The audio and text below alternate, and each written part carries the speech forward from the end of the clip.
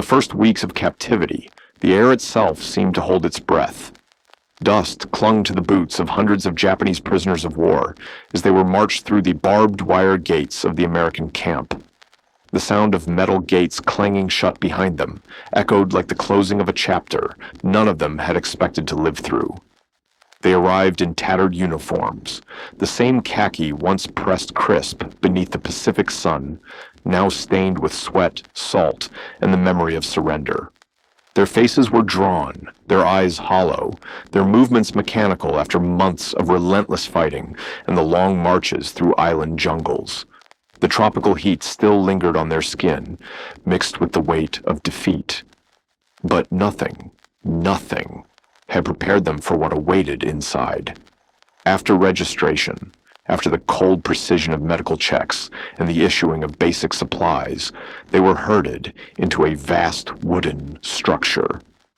The smell of fresh lumber mixed with oil and steam hung in the air. Pipes ran in neat lines above their heads, gleaming faintly in the dim light. The sight stopped many in their tracks. This place did not resemble anything they had known in the Pacific. Wide rows of metal nozzles jutted from the pipes, each positioned above a small drain. To the Americans, it was a simple shower hall. To the new arrivals, it looked like a mystery.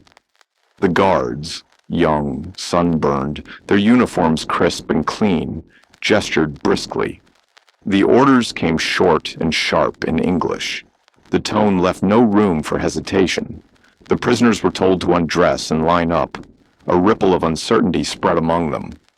Bathing, during the long years of the war, had become a luxury.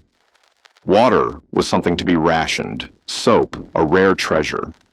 Most had bathed in rivers when they could, or in the rain, or not at all. Cleanliness had been replaced by survival. And now, in the custody of their sworn enemy, they were being told to wash. They stood motionless for a moment, suspicion thick in the air. Some clutched their small bundles of possessions, as if expecting them to be stolen. Others whispered in low voices, uneasy about the steam hissing faintly from the pipes. Their officers, before surrender, had filled their heads with warnings. The Americans were cruel. The Americans had no mercy. The Americans would strip them of their dignity and treat them worse than animals. Now, staring at rows of shining metal, many wondered if this was the cruelty they had been warned of. A trick, a mockery. The guards grew impatient, repeating the same commands, louder this time. Shoes, belts, tunics, all had to go. Buttons fumbled, boots scraped the wooden floor, and one by one, men accustomed to the discipline of the Imperial Army found themselves stripped of its last visible symbol. Standing under the harsh lights, their skin marked by sun and scars, they looked more human than soldiers. The air felt heavier now, thick with a shared unease. Some men tried to cover themselves. Others stared straight ahead, refusing to meet the eyes of their captors or each other. And then, into the silence, came the sound. A hiss.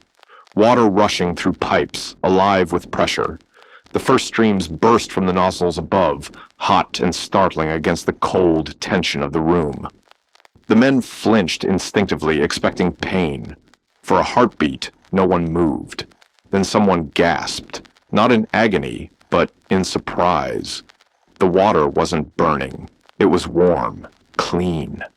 It flowed steadily, washing over their shoulders, their backs, carrying away the salt and dirt of months spent in battlefields that had long ceased to have names. One by one, they yielded to the sensation. The stiffness in their movements softened. The bars of soap, rough and pale, passed awkwardly from hand to hand. Some rubbed at their skin cautiously, as if testing the rules of this strange mercy. Others closed their eyes, letting the warmth seep into their bones. The air filled with the sound of water splashing, the faint sighs of relief escaping lips that had forgotten what comfort felt like. They had not felt heat like this in years, not the burning sun of the Pacific, but the quiet, cleansing heat of civilization. On the islands, Water had been measured out by the cup.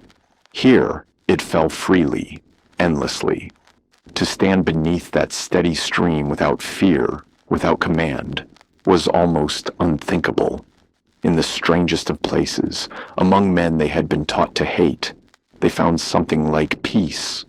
When they emerged, they found towels waiting, real towels, thick, white, folded in careful stacks on a wooden bench. They hesitated again, unsure whether to take them.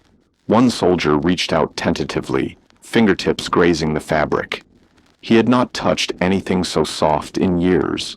Around him, others did the same, drying themselves clumsily, embarrassed, yet oddly grateful. To the American guards, it was all routine, a standard decontamination process, no more remarkable than the paperwork that came before it. But for the Japanese prisoners, the act carried weight. It was not just water and soap. It was contradiction made tangible. They had expected humiliation. They received cleanliness. They had prepared for hatred. They met indifference, perhaps even a trace of decency. As they shuffled out into the open air, hair damp, skin flushed pink from the warmth, a low murmur spread through the group. The fear that had gripped them upon entering had given way to bewilderment. Could this be what captivity meant? Was this the enemy their officers had described? The water had washed away more than dirt. It had begun to erode the walls built by propaganda and fear. That night, as they lay on thin mattresses in the barracks, many could still feel the heat on their skin, the scent of unfamiliar soap clinging faintly to their hands. They stared at the ceiling, thinking of home, of the endless rains of the Pacific, of the faces of those who had not lived to see this strange mercy. For the Americans, it had been an efficient operation completed before lunchtime. For the prisoners, it marked the first fracture in the image of the enemy, the first sign that what they had been told might not be the truth. In the days to come, they would find more surprises. Books in the camp library, letters aloud, music drifting faintly from radios.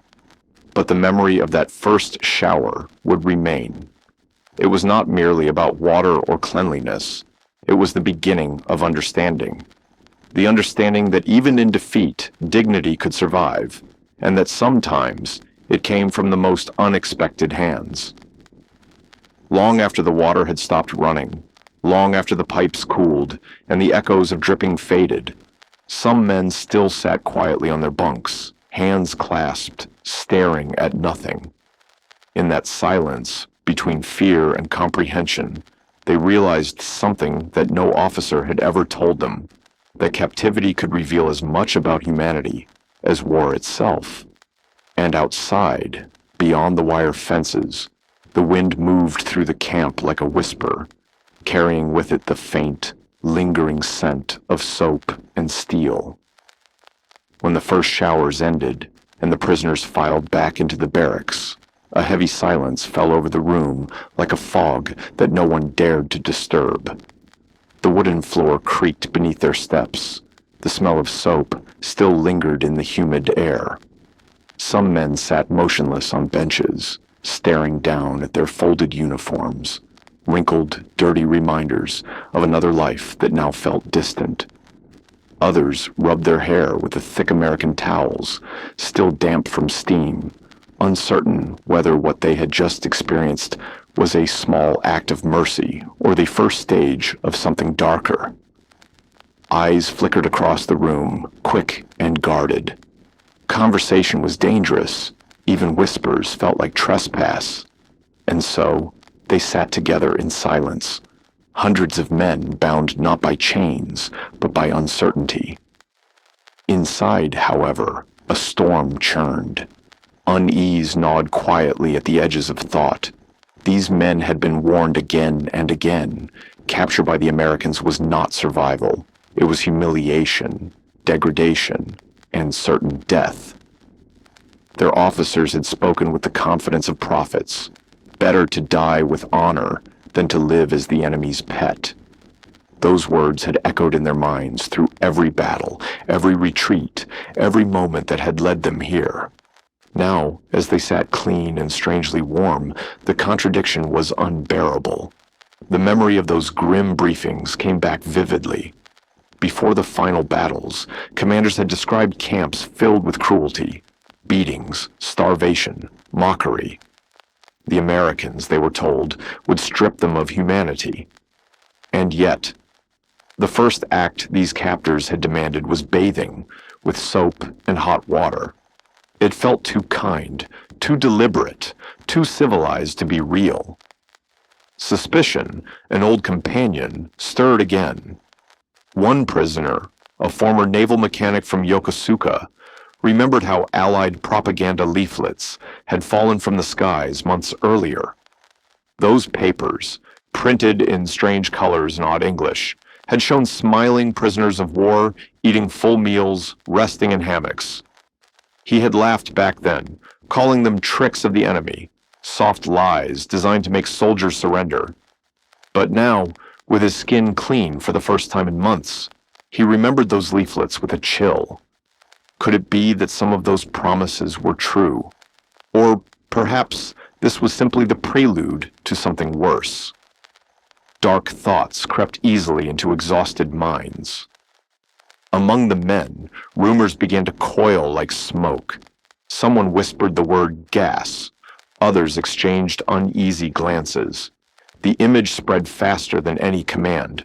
Fragments of half-heard stories from Europe, tales of the Germans, of showers that were not showers at all. Few in the camp knew much about those rumors, but the human imagination needed very little to fill in the blanks. The idea that the Americans, victors of the war, might share such methods was enough to stir panic. The guards noticed it, the hesitation, the shuffling at the doorways, the way the prisoners' eyes darted toward the pipes overhead whenever steam hissed. Orders were repeated firmly, this time with translators. Clumsy Japanese words spoken by men who did not understand their weight. It's for hygiene. It's for your health. But the mistrust did not vanish. For men raised under the imperial code, surrender itself was death of a different kind. Any kindness from the enemy could only mean deceit. They wondered, was the soap truly soap? Was the water's warmth a comfort or a disguise? Fear took strange shapes in the mind. Some refused to wash properly, barely letting the water touch their arms and backs before stepping aside. Others went through the motions numbly, their thoughts elsewhere, on family, on the sea, on home. What deepened the confusion was the difference in meaning. In Japan, bathing had never been merely about cleanliness. It was spiritual, almost sacred, a ritual of renewal tied to centuries of culture. Public baths and hot springs had been places of reflection, where heat and silence cleansed more than skin. But war had stolen that privilege. On the islands, they had gone weeks without washing, their bodies crawling with lice, their uniforms stiff with salt and mud. To bathe again now, under foreign orders, stripped naked in a steel hall beneath the gaze of armed guards. It felt wrong. It felt mechanical. The camp showers were efficient, yes, but cold in spirit. Rows of steel pipes ran like veins through the ceiling, designed for function, not comfort. The water came in exact intervals, no privacy, no ceremony, no meaning. To the Americans, it was simple hygiene, the same process applied to every camp from Texas to California. To the Japanese, it was something else entirely, a ritual emptied of its soul, a machine built for cleanliness, but devoid of understanding. For days afterward, the same questions circled through the barracks like moths around a lamp. Why would the Americans waste hot water on prisoners? Why give them soap, towels, and time? Was this generosity or a trick of psychology, a way to weaken resolve through comfort? Theories multiplied. Some claimed it was a test, to see how they'd react to small kindnesses before the real punishment began. Others said the water was mixed with something chemical, something meant to make them compliant. Fear, once seated, needed no proof to grow. It fed on uncertainty, on silence, on the faint smell of soap still clinging to their skin. Yet day after day, nothing happened. The routine repeated: roll call, showers, rations. The guards spoke the same words, made the same gestures. The prisoners entered the shower hall again, and again. No harm followed. No tricks, no pain.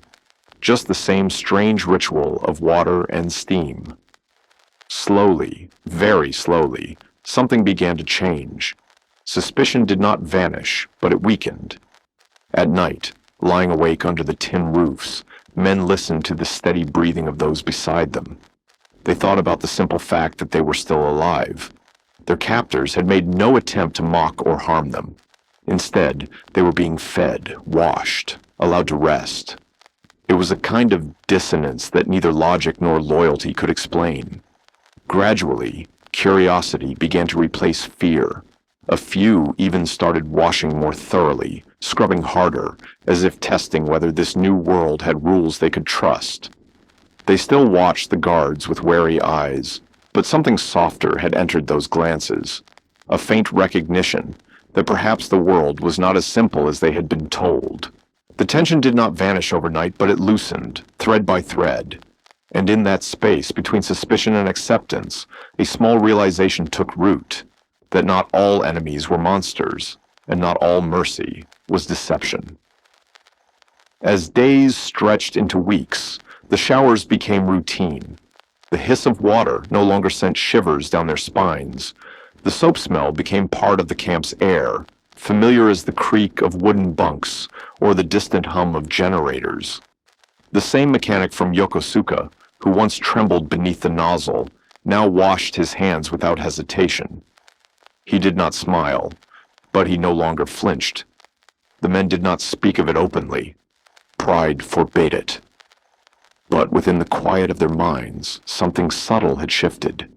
The enemy, it turned out, was capable of order, discipline, and even, against all logic, decency. And one evening, as the sun dipped below the horizon, the barracks windows glowed with the last amber light of day. Steam rose faintly from the showers nearby, curling upward like the breath of the earth itself. A guard lit a cigarette, its ember flickering in the dusk. Inside, the prisoners sat quietly on their benches, hair still damp, uniforms drying in neat lines. The sound of dripping water echoed softly through the rafters, steady, patient, enduring, a rhythm of life, not fear. And for the first time since surrender, the men listened, without dread. As the night settled gently over the camp, like a long, exhaled sigh. What kind of enemy, they wondered, would care whether their captives smelled clean or carried fewer lice? The question haunted many of them, more deeply than they cared to admit. For men raised in the code of Bushido, taught that surrender was a shame worse than death. The notion that the enemy might care for their well-being was as unsettling as the showers themselves. And yet, with each passing day, the rhythm of hygiene became a fixture of their new lives. At first, it felt mechanical, humiliating, a ritual imposed by those who had defeated them. But like all things in war, repetition has a strange way of softening resistance. Each morning, or sometimes at dusk, when the light slanted low across the compound fences, the guards assembled them into neat columns and marched them toward the shower hall. Boots scuffed on gravel. Metal buckles clinked softly in the air. At the entrance, each man received a small bar of soap wrapped in brown paper and a towel stamped with the insignia of the U.S. Army Quartermaster Corps. The soap carried a sharp chemical scent, so foreign, so unearthly, that it stung the nostrils. Then came the ritual: strip, step forward, wash, dry, dress, return. Over time, the rhythm became as predictable as roll call. What had once been a gesture of suspicion slowly became law, enforced with the same precision as curfews, rations, and inspections. Through interpreters and hand gestures, the Americans explained their rules of hygiene. Guards pointed to arms, feet, scalps, demonstrating the thoroughness expected of every man. "Scrub here," they would say, or tap the crown of the head to show where lice like to hide. The Japanese prisoners, many of them hardened by years of combat across the Pacific Islands, found this insistence on cleanliness strange, almost obsessive. Yet the camp medics, calm, methodical men, treated the process as vital as ammunition storage. Disease prevention, they explained through limited words and gestures, was a weapon of its own. Lice inspections followed every few days. Medics in white armbands turned over collars, examined seams, checked bedding for infestation. Delousing powder dusted the air in pale clouds, coating hair and skin with a faint medicinal smell. And along with this came something unexpected: new undergarments, clean, coarse, but undeniably fresh. The men accepted them with a kind of bewildered caution. In the field, they had been told that the enemy was ruthless, that he would break their spirit through hunger and pain. Instead, they found themselves being scrubbed, powdered, and clothed. For the Americans, this was simply policy, an orderly way to maintain camp health and discipline. To the Japanese, it was a paradox that bordered on the absurd. Here they were, stripped of rank, weapons, and nation, yet treated as though their bodies still deserved care. It was both humiliating and strangely dignifying. The idea that an enemy would take such pains to preserve their hygiene forced them to reconsider what they thought they knew about war. Some felt shame, others curiosity. A few even dared to find comfort in it. A corporal who had survived the mud and malaria of Guadalcanal remembered the months when his unit had gone unwashed, when jungle rot spread across their legs like fire. He had bathed only in brown rivers, surrounded by the buzz of insects and the smell of decay. Now, under the steady hiss of hot water, he felt the wounds on his legs begin to heal. The constant itch that had plagued him disappeared. The cough that rattled his chest eased. It was an irony that gnawed at his pride, that his enemy's discipline, not his own army's, had restored his strength. Language barriers made everything harder. When the guards barked orders, "Wash your hair," or "Scrub your feet," many prisoners only stared blankly, unsure what was demanded. Some tried to leave early, rinsing quickly without soap, only to be shoved gently but firmly back under the nozzles until they complied. It was infuriating to be treated like children. And yet, the water was clean, the soap real, the results undeniable. The barracks, once thick with the sour stench of sweat and rot, began to smell faintly of detergent and dry wood. Blankets grew soft again, their fibers no longer stiff with filth. The air, though heavy with heat, no longer carried the odor of sickness. Over time, the prisoners adapted. They began lining up with less resistance, some even chatting quietly as they waited their turn. They learned which soaps lathered best, which towels were softer, which guards were gentler when inspecting for lice. These small details, insignificant to outsiders, became the currency of conversation, a way to pass long hours of captivity. One man might say, "Today's soap smells better," and another might answer, "It's the same soap, you fool." But there was a trace of warmth in their voices, something human. The act of washing, once a forced humiliation, began to take on a rhythm of its own. The showers became a ritual of shared existence, a strange communion between captor and captive.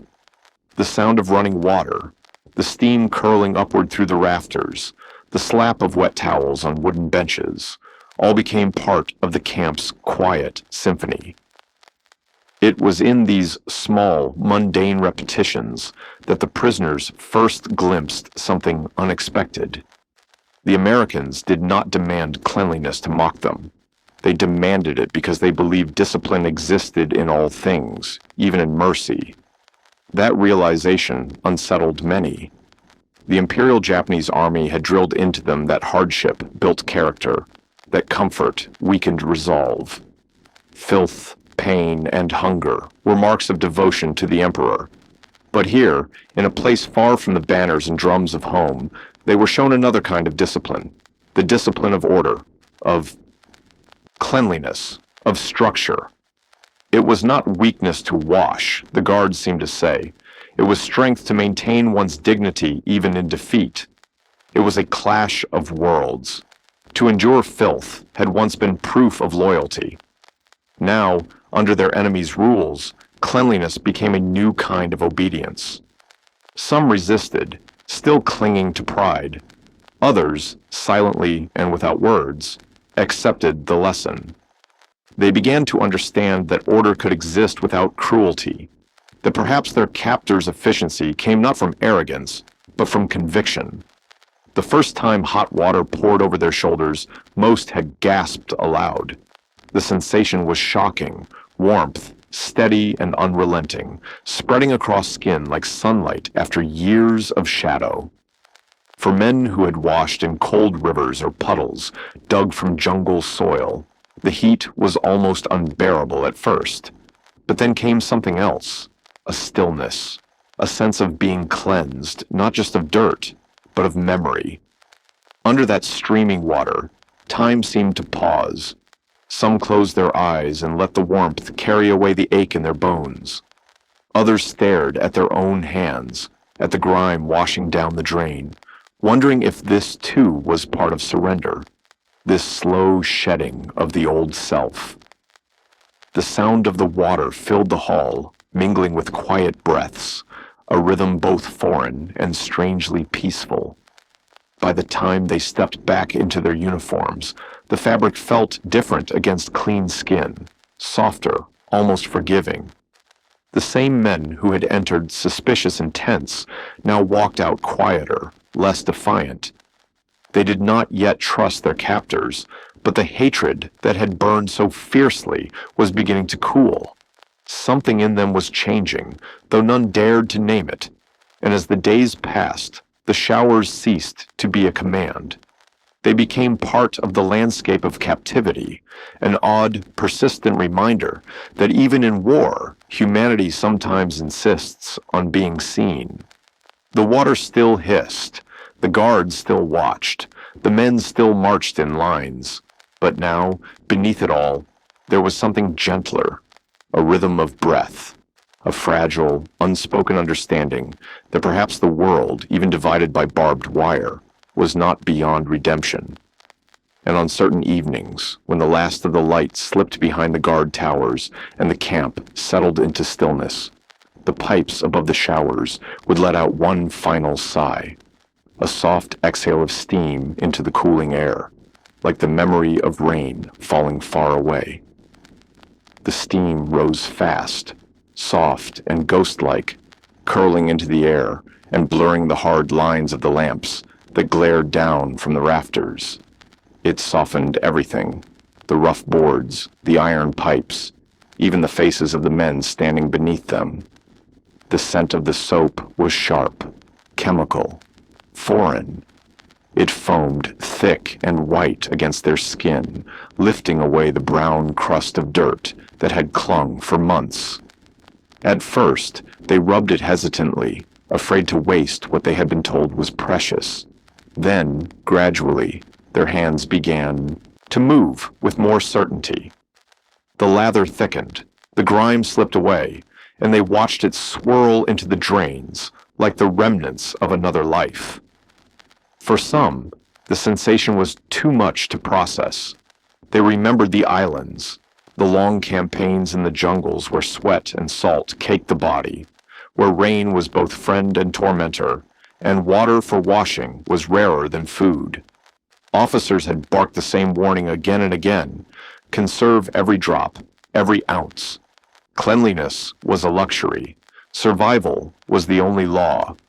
On Guadalcanal, on New Guinea, on Saipan, men had bathed only when storms came, standing under the sky, rinsing their bodies in the downpour before crawling back into their foxholes. When a small fire could heat a few tin cans of water, it was a moment of pure grace, shared among dozens of soldiers, each taking turns with the same damp cloth. And now, in captivity, each man stood under his own stream of hot water as though it would never run out. The sound was steady, unbroken, like 100 small rivers flowing at once. It wasn't just bathing, it was immersion in another world, a quiet undoing of months of hardship. When they stepped out, thick towels awaited them, dense, white, heavy in the hands. No thin rags to share, no damp cloths wrung dry in haste. These were real towels, the kind used in hospitals or homes, smelling faintly of detergent and heat. Some pressed the fabric to their faces, breathing in that strange, clean scent. Others rubbed their hair, feeling how easily it dried when no mud clung to it. Their skin tingled, their pores open for the first time in years. The sticky film of the tropics, the mixture of sweat, salt, and fear, was gone. What replaced it was not just relief, but something deeper, almost spiritual. Memories stirred. They thought of family baths in the small wooden houses of home, of mothers drawing hot water and testing it with a hand before calling them in. They thought of Sento, the public bathhouses of Japan, where steam and laughter once filled tiled rooms, where men of all kinds had shared warmth and silence before the war had stripped it all away. The showers in the American camp brought those memories back, but now they came wrapped in contradiction.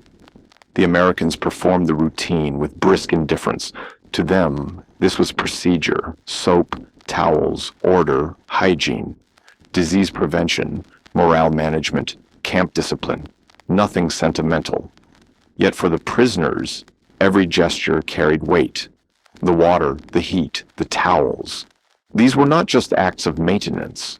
They were revelations, each one quietly defying the image of the enemy they had been taught to despise. The irony was bitter. They had expected punishment, cruelty, the cold efficiency of victors who would remind them daily of defeat. Instead, they found comfort, cleanliness beyond anything they had known even in their own barracks. Some were ashamed of how deeply they appreciated it. They believed such softness could weaken their resolve, make them forget who they were. Others accepted it silently, thankful for something that made their weary bodies feel human again. Over time, the showers transformed their daily existence. The endless scratching at lice, the smell of rot that lingered in their uniforms, the soreness of untreated wounds, all began to fade. The hot water soothed muscles that had forgotten gentleness. Cuts healed faster. The angry red patches of rash and infection lightened, replaced by healthy skin. Hair, once slick with grease and sweat, grew soft enough to comb. Even the air in the barracks changed. It lost the suffocating heaviness that had hung there before, replaced by the faint, sterile scent of soap and metal. At first, the men noticed these changes with quiet disbelief. They were healthier in captivity than they had been in the field. The paradox gnawed at them. How could it be that the enemy, the very men they were taught to fight to the death, were now the ones preserving their lives? The showers became more than just a routine. They became a symbol of something vast and unsettling, a civilization so organized, so abundant, that it could offer comfort even to its captives. Standing beneath those streams of warmth, they could not help but feel envy, a word few dared to speak aloud. Envy for the efficiency, for the abundance, for the idea that a nation could afford to care for its enemies while still fighting a global war. It was not admiration, not yet. It was awareness, born of contact with something undeniable. The sound of the water became, to some, the sound of modern power itself, steady, endless, unyielding. At night, when the camp lights dimmed and the rows of prisoners lay still in their bunks, the conversations often circled back to the same topic. Not battles, not weapons, not glory. Soap, towels, water. The things that had once been invisible now seemed miraculous. Men who had marched through the jungles of Burma or across the volcanic ash of the Philippines now whispered about the feeling of clean skin, about the smell of their own hair, about the strange dignity of being washed by their enemy's system. It was not the kind of talk soldiers were used to. In the Imperial Army, bathing had been a rare privilege, allowed only when circumstances permitted. Officers praised endurance, not comfort. Dirt was a badge of honor, proof of loyalty. To complain of filth was weakness. To seek rest was shame. Men went for weeks unwashed, their uniforms stiff with dried sweat, their skin cracked and raw. Lice nested in seams, fleas gnawed at ankles, ulcers spread across legs until they could barely stand. But they endured because endurance itself had been their creed. Now, in this strange land behind barbed wire, that creed was being rewritten. Cleanliness was not indulgence, it was law. The guards enforced it with the same authority they used for curfews and roll calls. To the Americans, it was simple. Order began with the body. To the Japanese prisoners, it was disorienting. Yet even in their resistance, they could feel its quiet truth. Some began to notice the change in each other. The dull, defeated faces from the first weeks of captivity now looked a shade brighter. The air no longer carried the stale, sour heaviness of neglect. Even their posture seemed different, less rigid, less guarded. The simple act of being clean had stripped away a layer of despair. They still spoke of the homeland, of duty, of shame. But sometimes, when the steam rose again in the evening and the guards handed out bars of soap, there was a softness in their movements, a surrender not to their captors, but to the small mercy of being cared for.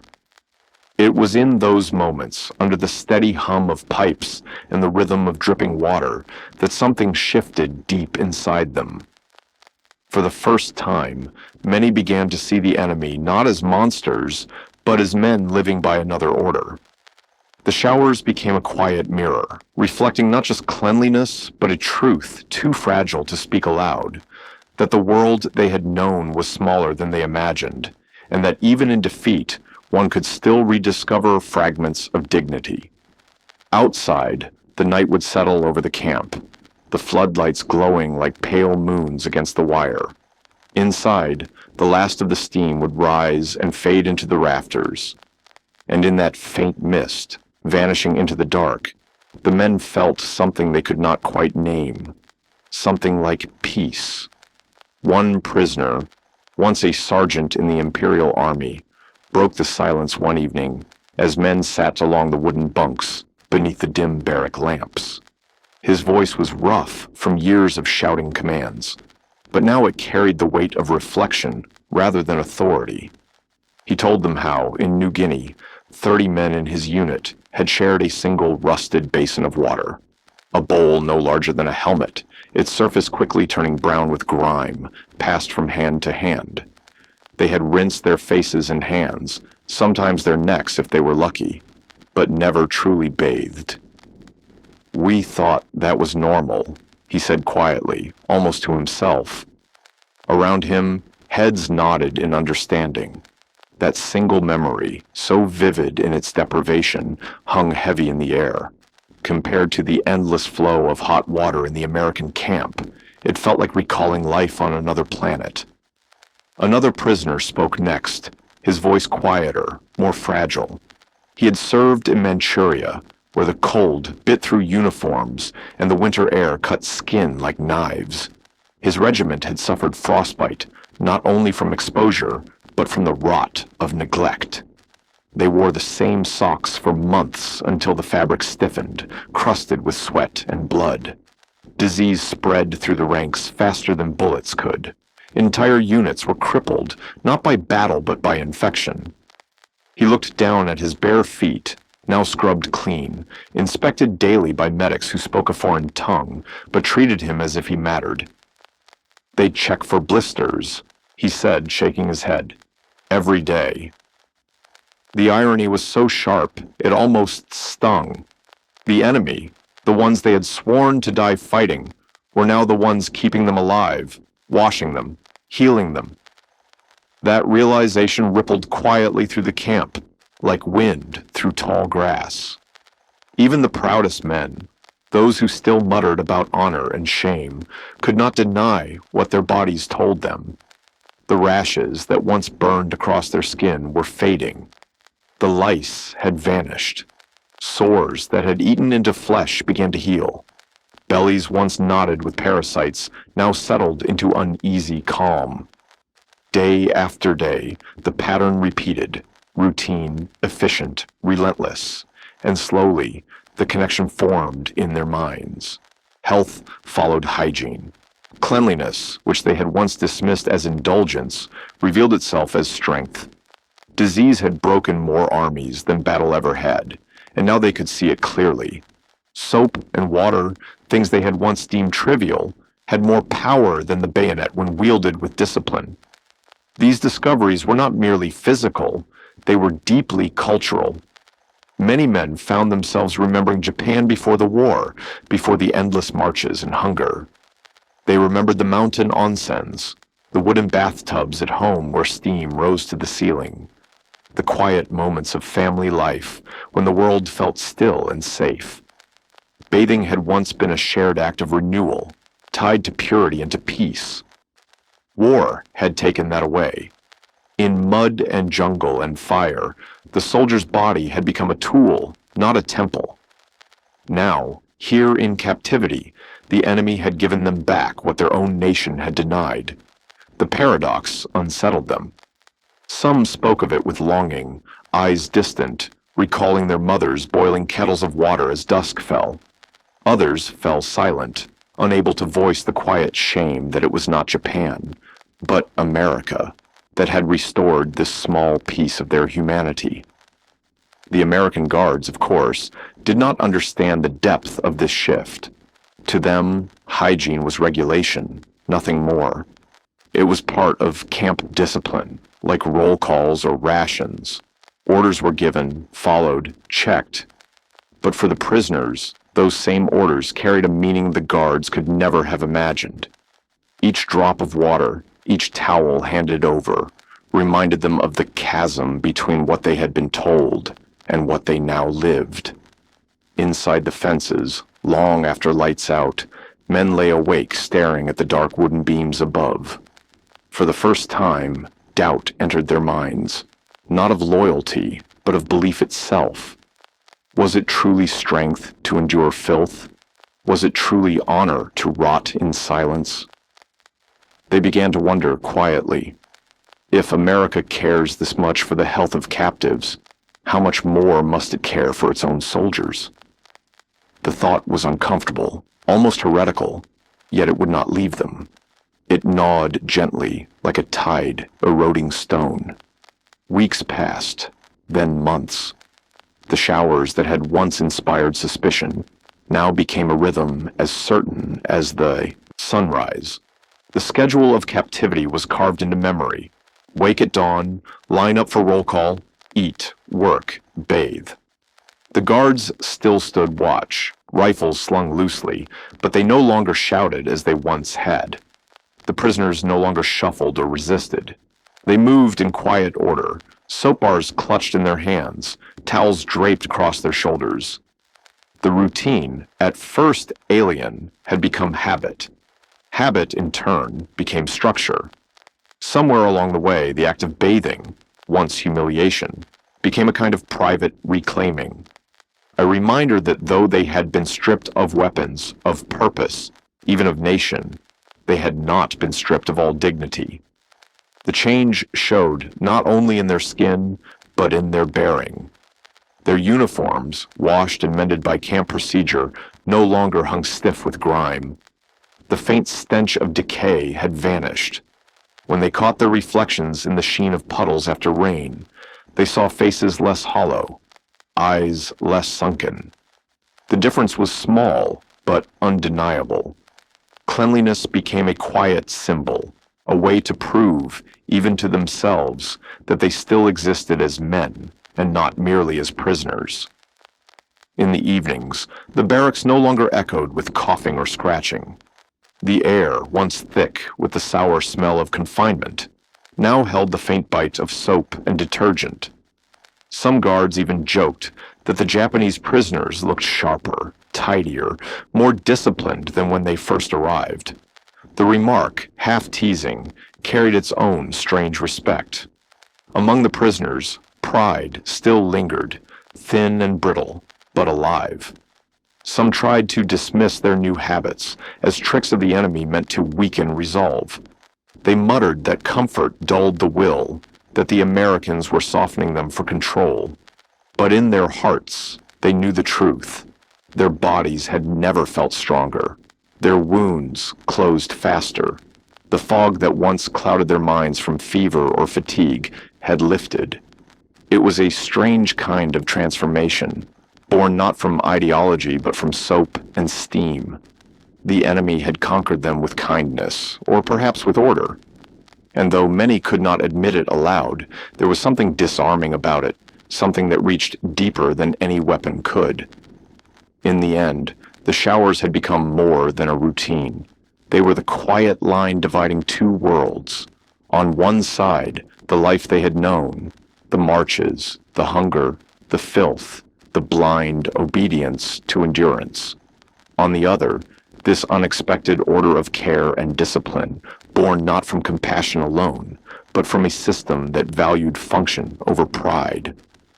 The Japanese prisoners did not yet understand it, but they were living inside the machinery of another kind of power, a power that built its strength not through sacrifice alone, but through the maintenance of life.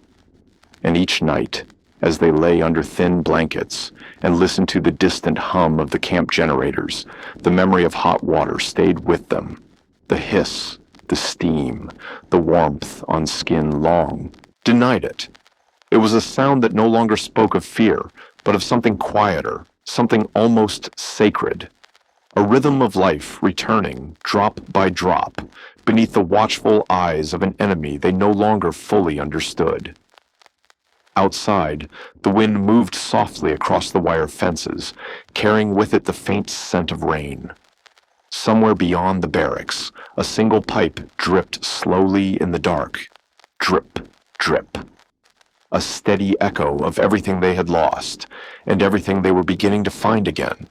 Their wounds began to knit faster, their sleep grew deeper, and though their freedom remained confined behind wire and watchtowers, their strength returned in quiet, steady rhythms. Some of them, those who had once met every order with silent resentment, found a strange pride stirring again, fragile but real. They began folding their towels with care after each bath, smoothing the fabric flat before setting it down in precise squares. Boots, once left dusty and neglected, gleamed faintly once more. The wooden barrack floors, swept by rough hands, no longer carried the sour smell of sweat and mildew. These were small gestures, almost invisible, yet they carried meaning far beyond the motions themselves. In the careful folding of a towel or the sound of a boot, sole brushing against a rag, the men rediscovered fragments of something deeply familiar, the quiet, ritual precision of life before the war, the discipline of their mothers' homes, the soft rhythm of broom bristles across tatami floors. It was not submission to the Americans, they realized, but a return to themselves, to the order and dignity they thought had been erased somewhere in the jungles and the dust. Conversation, too, began to change. Where there had once been only silence or muttered fears, men now spoke softly about the odd comfort of feeling clean again, of the strange irony that they were healthier in captivity than they had been as soldiers of the Empire. Some even joked about it in hushed tones, though the laughter that followed was never loud. It carried too much history, too much disbelief. The American medics, practical and unsentimental, noted everything. They kept careful records, fewer cases of dysentery, fewer infestations, fewer deaths.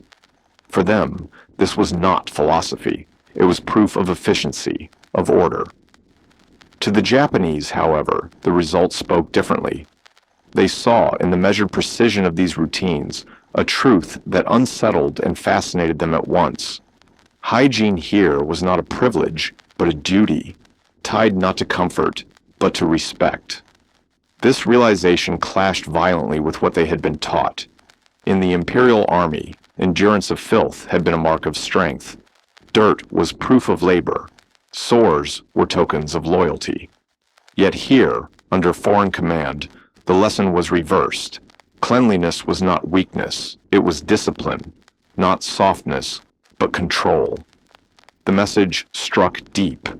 The showers they had once feared, the soap they had once suspected of, poison, the hot water they had thought a trick.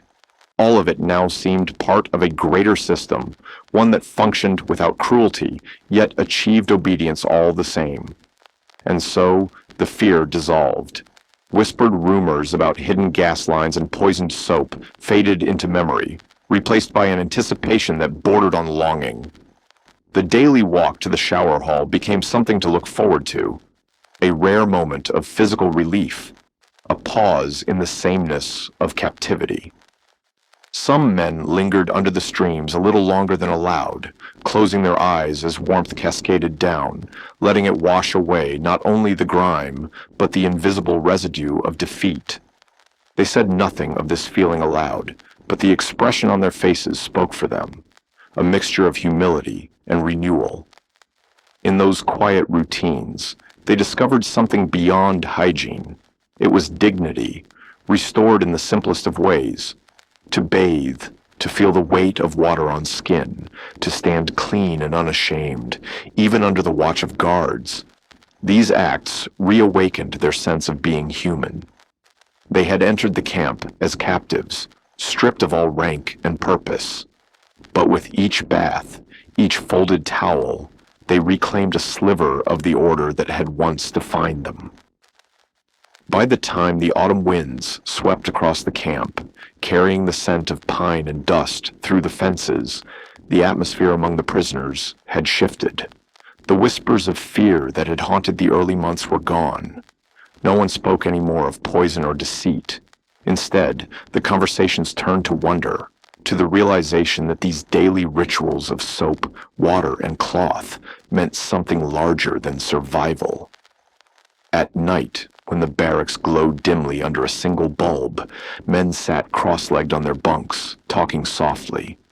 They told stories of that first day in the shower hall, the steam, the confusion, the fear, and laughed, not out of joy, but out of recognition. A former infantry officer, once known for his cold precision, admitted that he had believed the first gush of steam was a trick, a signal for death. The others chuckled, shaking their heads, though most had thought the same. Another man, younger, more talkative, compared the camp showers to the great public bathhouses of Tokyo, the Sento, where, as a boy, he had followed his father into tiled rooms filled with voices and vapor. The memory drew soft murmurs of nostalgia, sounds that drifted like the steam itself, weightless and warm. For a moment, they were no longer prisoners, but men remembering home, the tiled floors slick with water, the scent of cedar buckets, the sound of laughter echoing off the walls. The irony was not lost on them.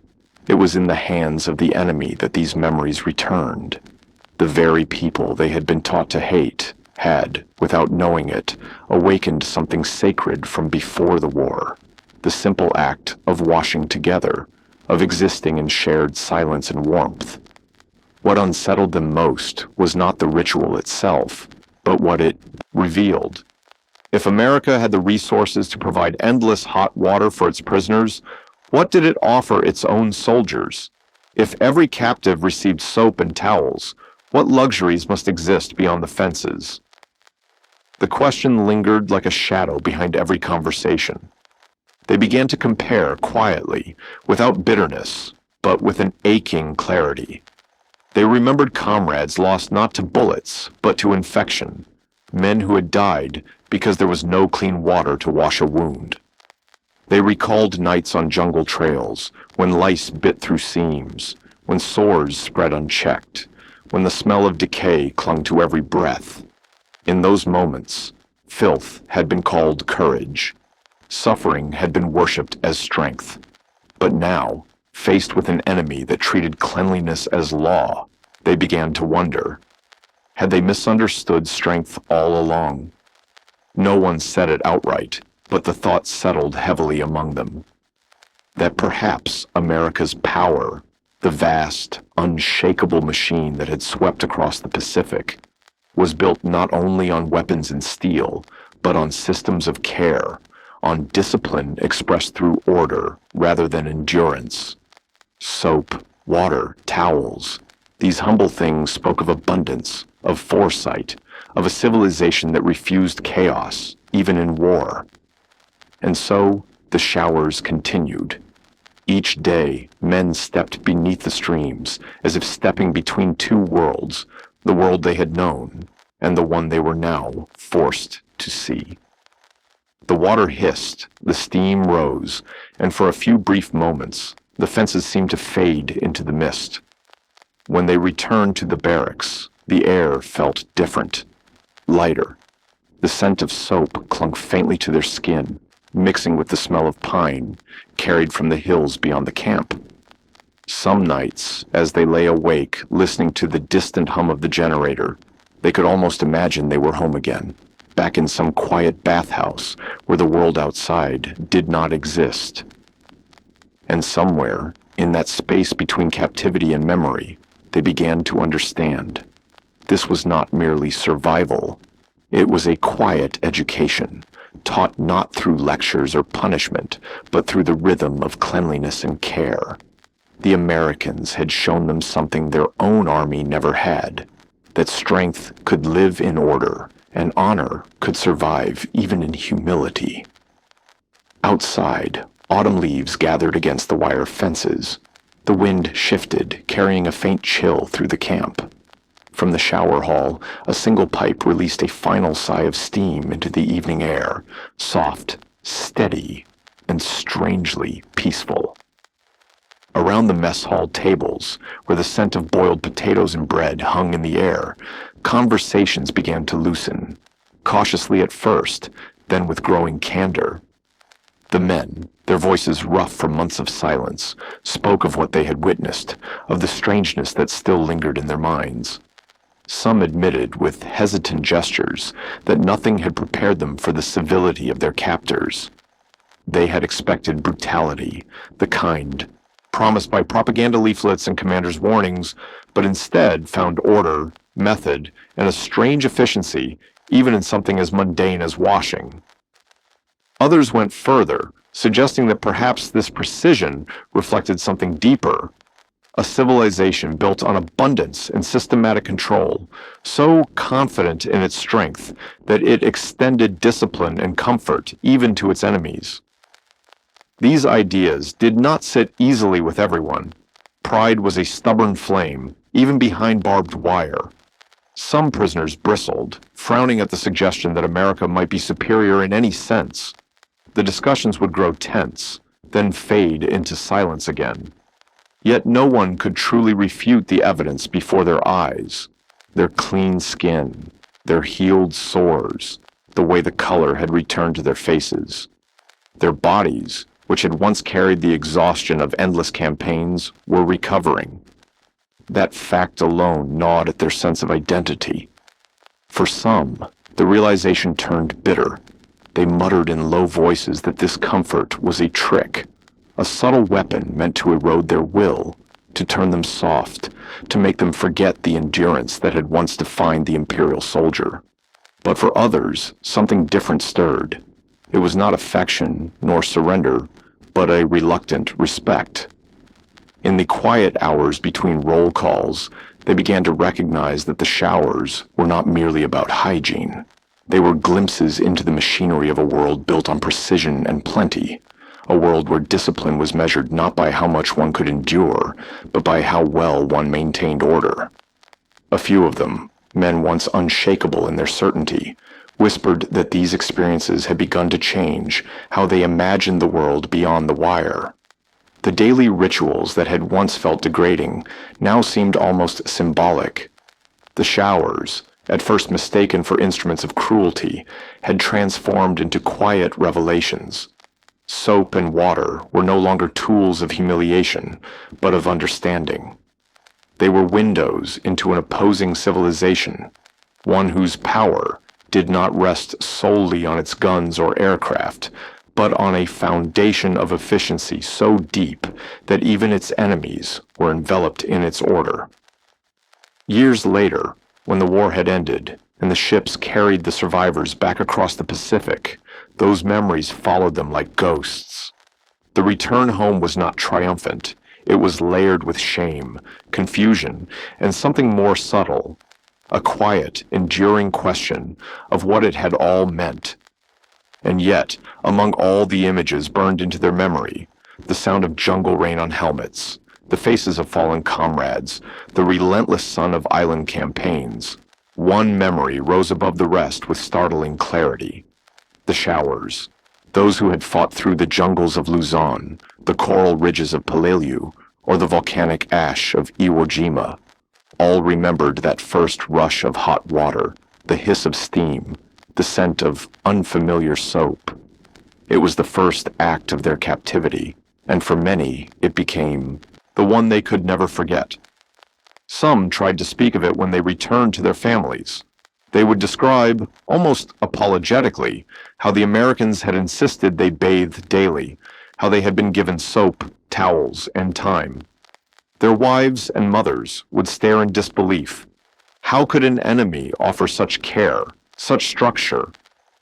Others remained silent, unable to reconcile the image of their captors with the enemy they had been taught to despise. But privately, the memory persisted. It haunted them in quiet ways, not as guilt or longing, but as a measure of the world's strange balance. In time, many acknowledged to themselves that the camp's hygiene routines had altered their perception of the world. The endless streams of hot water became symbols, proof of a society whose modernity extended even to those it had conquered. Organized, abundant, and far removed from the austerity that had shaped Japan's war years. It was not nostalgia, not admiration, but recognition. For the prisoners, the showers had begun as symbols of humiliation, yet time reshaped them into lessons. As their wounds healed and their illnesses faded, they began to connect strength, not with suffering, but with care. Cleanliness, they came to realize, was not indulgence. It was order. It was discipline. It was power wielded without cruelty. Health was not a luxury of peace. It was a quiet weapon of endurance, one that America had mastered without ever boasting of it. In the years that followed, historians and journalists sought these men out. They came with notebooks and recorders, asking about the conditions of captivity, about labor, food, punishments. Yet in countless testimonies, one detail appeared again and again: the showers. More than the meals, more than the barracks or the guards, that ritual of enforced hygiene had left the deepest impression. It was universal. No matter the camp, no matter the region, the memory repeated itself like a refrain. Hot water cascading from pipes, soap distributed by the guards, the smell of disinfectant rising with the steam. Men who had once lived in filth found themselves reborn, in a sense, through order. And that memory remained sharper than any ration of bread or cigarette, sharper even than the sting of defeat. Those who had starved on the front lines could easily accept hunger and captivity. It was familiar. But to be bathed, to be made clean by the enemy's command, was something entirely new. It upended the logic they had lived by. It was not an act of indulgence, but of civilization itself, a demonstration that even prisoners of war could be treated as human beings, deserving of health and dignity. That small, everyday act would linger for decades. Some of the men, long after repatriation, continued the habits they had learned in the camps. They washed more often. They insisted their families use soap, even when it was scarce. Their children grew up hearing the same lessons spoken in hushed tones, that hygiene was not vanity, but discipline. That cleanliness, like courage, had to be maintained. For these men, the camp showers had become something far more profound than a routine. They were revelations, a kind of awakening hidden inside defeat. To many, the memory remained bittersweet. It reminded them of surrender, of humiliation, of the loss of everything they had believed unshakable. But it also reminded them of survival, of the strange dignity that could emerge from the most unlikely of places. In the long shadows of memory, that paradox became the defining image of their war, that in the very moment of defeat, they had glimpsed another kind of strength, one born not of conquest, but of care. The sound of the water, the scent of soap, the quiet discipline of it all. It lingered, soft but unyielding. Even decades later, when the years had gentled their memories and the world had changed beyond recognition, many could still recall it with perfect clarity. The hiss of the pipes, the warmth on their shoulders, the silence afterward. It was not just about being clean. It was about seeing, for the first time, that order and compassion, no matter whose hands they came from, could change the very way a man understood his place in the world. And somewhere in that silence, between the echo of water and the breath of memory, they realized that this quiet, humbling revelation, was perhaps the truest lesson captivity had ever taught them,